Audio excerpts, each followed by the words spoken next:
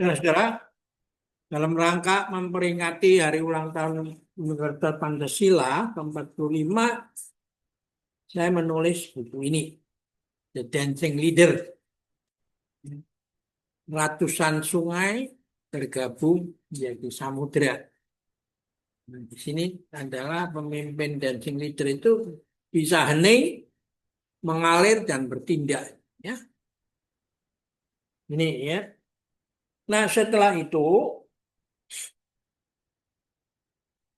kita mencoba mencari linknya ke ajaran dari timur, dari Tiongkok. Konfusianisme ahlinya yaitu ini, Profesor Tu Wiming, ya, dan bukunya kita terjemahkan eh, menjadi buku ini, Jalan Sutra Dialog Peradaban. Ya, buku ini dapat saya beri kata pengantar dan juga sambutan daripada Pak Siswono Yudhohusodo, ya, Ketua Dewan Pembina Yayasan Pendidikan Universitas Pancasila. Ya, toh. Nah, setelah itu baru kita kembangkan menjadi Bhinneka Tunggal Ika untuk dunia, ya. Bukan diproyeksikan menuju Indonesia Emas 2045, ya. Dan konsepnya adalah manusia sehat harus membawa perdamaian dunia. Jadi manusia sehat menjadi apa, premannya dunia kan, bukan malak. Ya, toh. Ngambilin apa, tinggal preman setoran, gitu. Kejahatan kera hitam maupun eh, kera biru blue color maupun kejahatan intelektual yang dikenal sebagai white color, gitu. Nah, dari kisah ini kita mulai melihat bahwa kita sudah memikirkan sedang terjadi perubahan paradigma, ya, dunia ini, di mana apa, eh, Tiongkok akan mengambil peranan, ya. Buku ini diterbitkan tahun tahun 2000, penerbit Misan, ya, cetakan 1 2013, ya, 2013. Kalau ini 2012, ya. Yang ini, ya. Ini 2013. Dan Pak Siswono Yudhohusodo memberikan kata pengantar sebagai berikut. Saya akan bacakan, ya. Konfusianisme sebuah nilai timur yang terus berkembang. Ya. Faktor budaya secara luas diterima sebagai unsur penting yang menentukan kemajuan suatu masyarakat, suatu bangsa, dan suatu negara. Kebangkitan ekonomi Cina dalam kurun 30 tahun terakhir ini telah membuat budaya Cina menjadi menarik untuk dikaji. Berbagai perkiraan masa depan menunjukkan bahwa Cina akan tampil sebagai kekuatan ekonomi terbesar dunia. Ya. Ini sambutan Pak Sis tahun 2013 nih, ya. Goldman Sachs, sebuah lembaga konsultan bisnis, memperkirakan di tahun 2040 urutan peringkat ekonomi dunia berturut-turut adalah China, AS, India, Jepang, dan Jerman. Sesuatu yang menarik bahwa 5 negara dengan ekonomi terkuat dunia memiliki ciri-ciri budaya yang berbeda satu dengan yang lain. Ya, jadi pendekatan budaya ini. Ya. Akan ada implikasi dari tampilnya Cina sebagai pusat ekonomi dunia. Nilai-nilai dalam masyarakat Cina akan terrefleksikan dalam berbagai dimensi.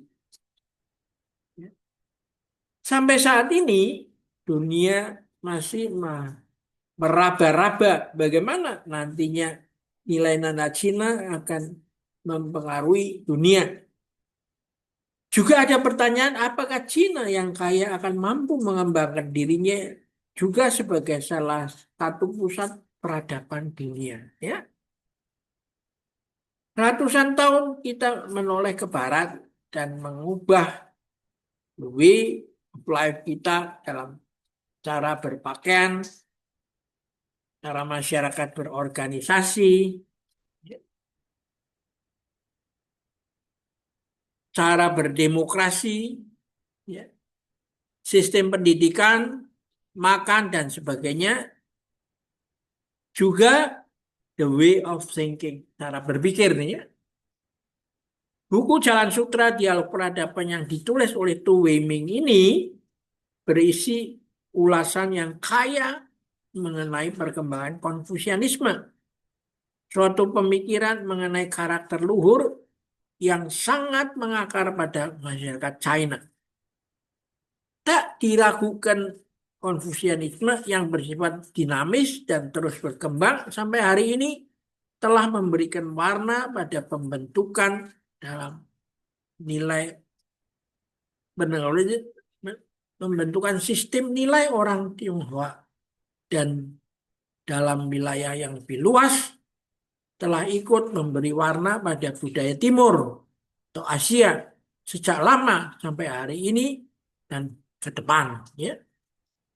Melalui tulisan Tu Weiming, kita dapat mendapatkan gambaran yang lebih baik mengenai identitas dan budaya Cina, bentuk dalam kurun waktu yang panjang, melalui pergulatan di kalangan orang Tionghoa sendiri yang juga heterogen, maupun dalam interaksinya melalui pertemuan dengan budaya lain.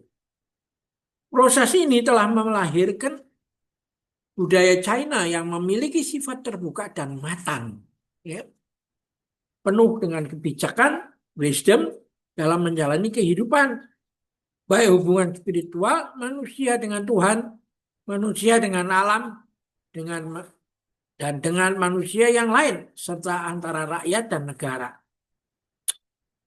Kebijakan keseimbangan yang bersifat luas dan keterbukaannya pada budaya lain adalah ciri khas budaya Timur.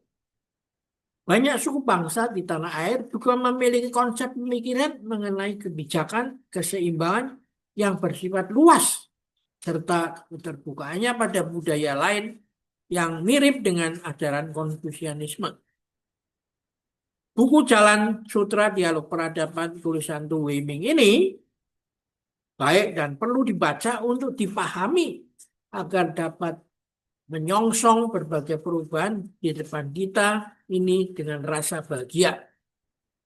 Tulis pada Februari 2013, Siswono Yudo Husodo, ya. Ini ya. Nah, lalu dilanjutkan dengan ini, ya. Ini yang sekarang sedang kita garap, ya. Kita mau Bhinneka Tunggal Ikanya Indonesia ini yang diakui oleh Sekjen PBB Guterres bisa menjadi dasar-dasar untuk membangun peradaban perserikatan bangsa-bangsa. Dan di baliknya ini ada kutipan dari tulisan Butan Tular, ya, Tanhana Dharma Mangroa, ya, kitab Sutasoma ditulis oleh Butan Tular abad ke-14. Ya. Pangeran Sutasoma mengajarkan bineka tapi ika, ya. Nanti kita akan lanjutkan lagi dalam apa pertemuan yang akan datang ya. Dan lalu Universitas Pancasila di sini mengajak mari bergabung dalam konsorsium Bhinneka Tunggal Ika untuk dunia. Nah, buku dalam bentuk e-book ini ya, ini disumbangkan bagi masyarakat yang mau ikut mengembangkan ya. Jadi bukan dijual belikan, tapi kita kasih gratis untuk bisa menjaring atau memberi bahan sehingga masyarakat nanti bisa memberi masukan baik kritik maupun menambah memperluas sehingga nanti Nusantara ini bisa menjadi pusat pemikiran thinker ya, dari berbagai aspek tentang bagaimana peradaban masa depan sehingga bisa terhindar dari dihancurkan oleh penghuninya sendiri karena salah mengembangkan sistem berpikir ya. Kita akhirin dulu pertemuan sini dan sampai jumpa lagi ya.